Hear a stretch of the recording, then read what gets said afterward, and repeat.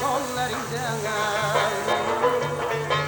can bulsunur kanamdardan kuvvetime kollarından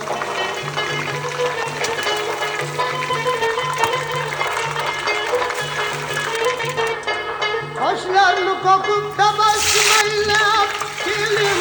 pay fidanlarından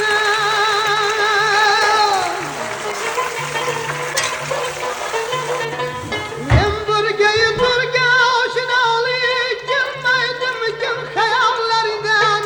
La boçmalagım tarakmayla Evlevlerdeki dana kollarından La boçmalagım tarakmayla Evlevlerdeki kara kollarından